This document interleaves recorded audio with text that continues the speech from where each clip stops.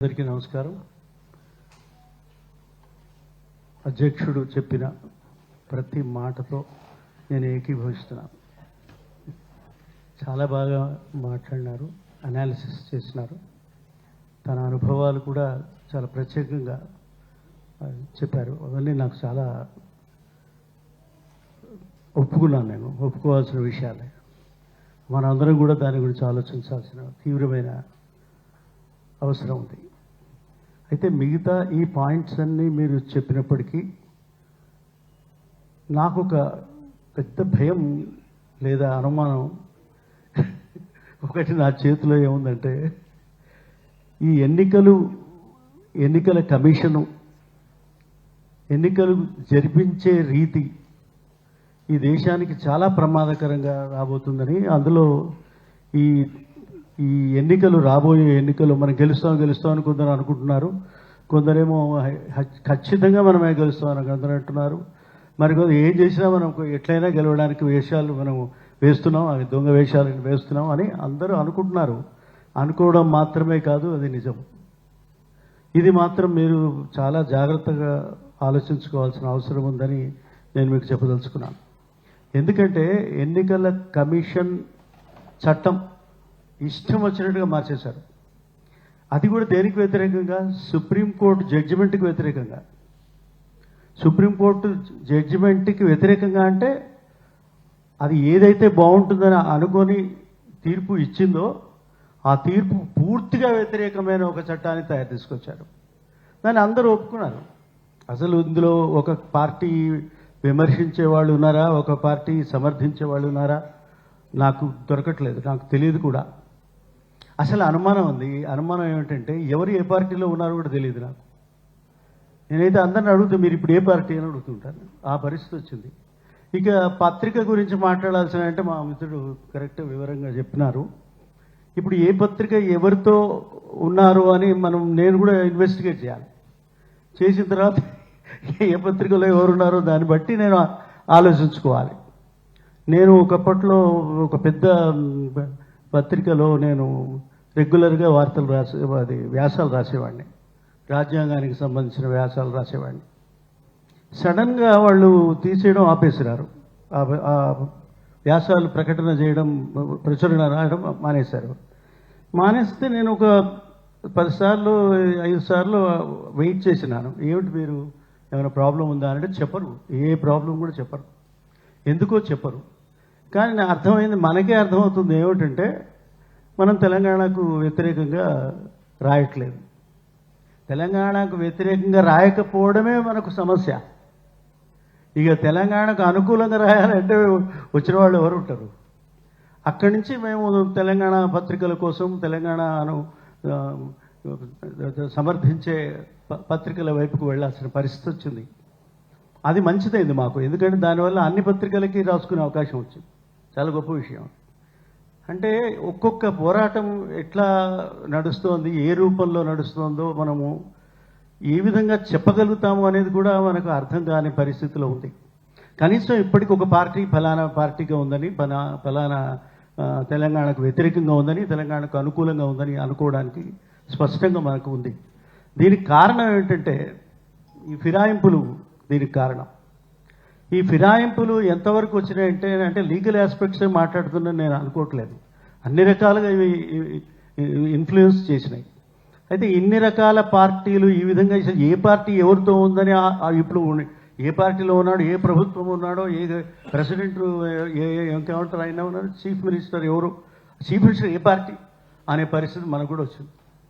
అన్ని పార్టీలకు ఉన్నాయి. అంటే చీఫ్ మినిస్టర్తో సహా చెప్తున్నా. ముఖ్యంగా అక్కడ చెప్తుంటే మిగతా అన్నిటికి వస్తాయి కదా అని అనుకొని చెప్పడానికి ప్రయత్నం చేస్తున్నా. మీరందరూ చాలా వరకు కరెక్ట్. అంటే అట్లా ఉన్నప్పుడు నువ్వు నీ ఎన్నికలు కాదు, దాన్ని ఏమంటారు, ఈ ఫిరాయింపు చట్టం, దాని మీద ఉన్న రోజు సుప్రీంకోర్టులలో జడ్జిమెంట్స్లు వస్తూ ఉంటే చాలా డిస్టర్బింగ్గా ఉంటుంది. అది ఆ తీర్పులన్నీ డిస్టర్బింగ్గా ఉంటాయి. ఎంత డిస్టర్బింగ్గా అంటే ఎవరికి అనుకూలమైన వాళ్ళగా ఒక్కొక్క డిస్కషన్ జరిపిస్తూ ఒక్కొక్క ఎన్నికకు సహాయం చేస్తూ ఒక పార్టీని పడగొట్టేస్తారు, ఒక పార్టీని నిలబెడతారు. ఇటువంటి భయంకరమైన ఈ రాజకీయ పరిస్థితులలో ఏ పార్టీ ఓడిపోతుంది, ఏ పార్టీ గెలిచిపోతుంది అనేది ఎన్నికల మన ఓటర్ల మీద ఆధారపడి లేదు అని నేను చెప్పదలుచుకున్నాను.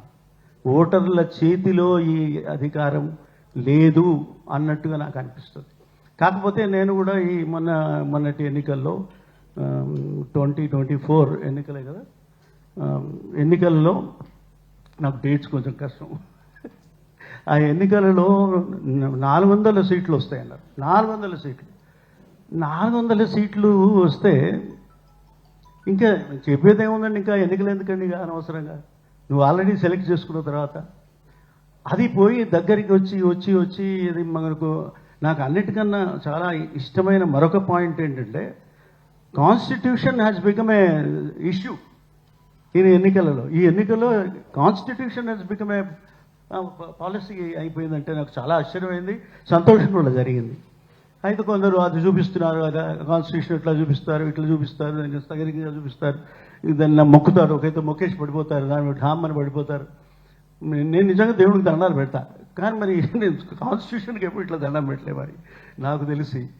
ఇట్లా దండాలు పెట్టుకొని వస్తూ మనం పార్టీని కాదు, ఈ కాన్స్టిట్యూషన్ని రక్షించుకుంటున్నామా లేదా అని ఆలోచిస్తే ఎంత దారుణంగా ఆ కాన్స్టిట్యూషన్ని వైలేట్ చేస్తున్నామో మనం అర్థం చేసుకోవాల్సిన అవసరం ఉంది. అది ఆ భయమైన అంటే కొంచెంసేపు మాట్లాడొచ్చా, నేను చాలా అంటే నేనే ఎక్కువ మాట్లాడుతున్నానేమో నాకు. అయితే నేను ఎందుకంటున్నానంటే ఈ 400 సీట్ల గొడవ తగ్గి చివరికి నువ్వు ఒక సంపూర్ణమైన అధికారం లేని పరీక్షల్లో నువ్వు ఉండంటే అదొక గొప్ప విజయం అని నేను అనుకుంటున్నా. ఇంకా మన ప్రజాస్వామ్యంలో ఉంది అని నేను చాలా సంతోషపడ్డా నిజంగా. కానీ తర్వాత చూస్తే ఈ 2 పార్టీలు, ఇప్పుడున్న పార్టీలు, వాడు ఏ పార్టీలో ఉన్నాడో తెలియదు, వాడికి జైల్లో పంపించినా వాడికి అర్థం కాదు, వీడి జైల్లో పంపకపోయినా అర్థం కాదు. ఇంత భయానకమైన చట్టాలు, ఇంత పెద్ద రాజకీయాలు ఉంటే ఇంకా నువ్వు ఏం జరుగుతుంది అసలు? ఆయన ఏమో ఆలోచించకుండానే ఎస్ అంటున్నాడు ఆయన. ఈ 2 పార్టీలు ఎస్ అని అనేస్తుంటే ఇప్పుడు రాబోయే ఎన్నికల్లో బీహార్ ఎన్నికల్లో ఏమేం ప్రయత్నాలు చేస్తున్నారు అనేది మీకు రోజు కనపడుతూనే ఉంది. మేము ప్రత్యేకంగా చెప్పాల్సిన అవసరమే లేదు. కనుక మీరు ఏ ఎన్నికల ఆధారంగా, ఏ ఓట్ల ఆధారంగా, ఏ పోరాటాల ఆధారంగా మీరు పోరాటం చేస్తారు, రాబోయే ఎన్నికల్లో ఏ విధంగా నిలబడతారనే విషయం కూడా మీరు చాలా తీవ్రంగా ఆలోచించుకోవాల్సిన అవసరం ఉందని నేను చెప్పదలుచుకున్నాను. ఇంకా మిగతా విషయాలన్నీ నేను ఏదో రాద్దాం అనుకున్నాను, కానీ ఈ పాయింట్స్ చాలా ముఖ్యమని నాకు అనిపిస్తుంది. ఒక్కటి చెప్తాను. ఇంతకుముందు మన మిత్రుడు చెప్పినట్టుగా నేను విశాఖపట్నంలో నన్ను రమ్మన్నారు. ఏది అప్పుడు శ్రీకృష్ణ కమిషన్ ఒకటి ఉండే కదా, శ్రీకృష్ణ కమిషన్లో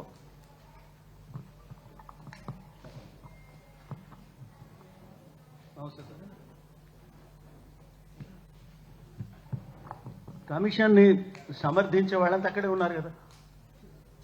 ఎన్నికల కమిషన్ కాదు, శ్రీకృష్ణ కమిషన్ కాదు, తెలంగాణను వ్యతిరేకించే వాళ్ళే ఉంటారు కదా విశాఖపట్నంలో. అప్పుడు నన్ను పిలిచారు, అప్పుడు నల్సార్ యూనివర్సిటీ ప్రొఫెసర్గా అక్కడికి రమ్మన్నారు. అంటే నేను అన్నాను, నేను వస్తే మరి నేను ఖచ్చితంగా తెలంగాణకు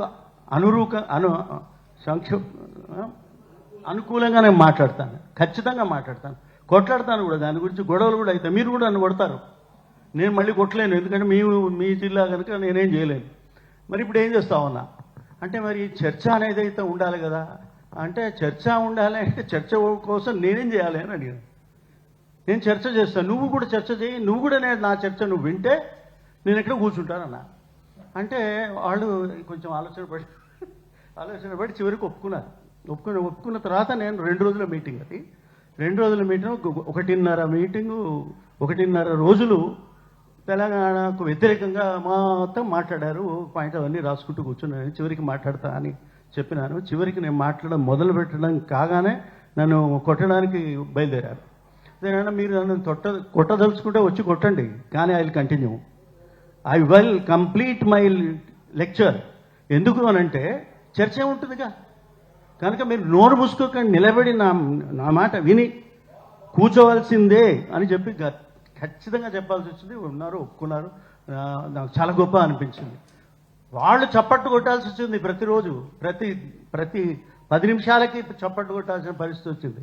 అప్పుడు నేను ఏమనుకున్నానంటే ఒక ఇప్పుడు మన మిత్రులు చెప్పినట్టు ఒక నేరేటివ్ను యాక్సెప్ట్ చేసేవాళ్ళు ఈ దేశంలో ఉన్నారు అనే ఒక విశ్వాసం నాకు కలిగింది.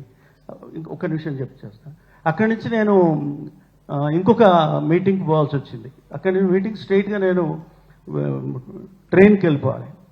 దానికి నన్ను పిలిచినప్పుడు అది శ్రీకృష్ణ కమిషన్కి వ్యతిరేకంగా వ్యతిరేకమే లేదు, అనుకూలంగా. అప్పుడు నేను మాట్లాడుతూ ఉంటే అందరు అప్పటికి ఉపన్యాసం చెప్తున్నారు, శ్రీకృష్ణ ఎంత గొప్పది కమిటీ చెప్తుంటే నేను కాదు అని చెప్తూ వివరణ చేస్తూ వస్తుంటే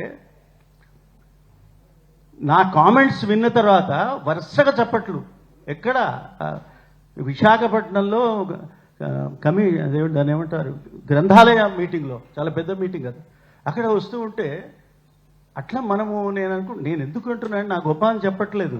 ఒక పాయింట్ అంత స్ట్రాంగ్గా ఉన్నప్పుడు మన ఉద్యమం ఎందుకు ఫెయిల్ అవుతుంది? అస్సలు ఫెయిల్ కాదు. కనుక నేను చెప్పదలుచుకున్నది ఏంటంటే, ఇప్పటికీ మనం రక్షించుకోగలిగే శక్తి మనకుంది, చేయగలము కూడా. కానీ ఎన్నికల ద్వారా ఏం జరుగుతుంది అనేది మీరు కూడా ఆలోచించుకోవాల్సి ఉంది. ఆ ఎన్నికలకు రాబోయే రోజుల్లో ఎన్నికల కమిషన్ ఏ విధంగా ఎవరి వైపు పోరాడుతుందో మీరు తెలుసుకోవడానికి మీరు ప్రయత్నం చేయాలని చేరుతూ నేను సెలవు తీసుకుంటున్నాను.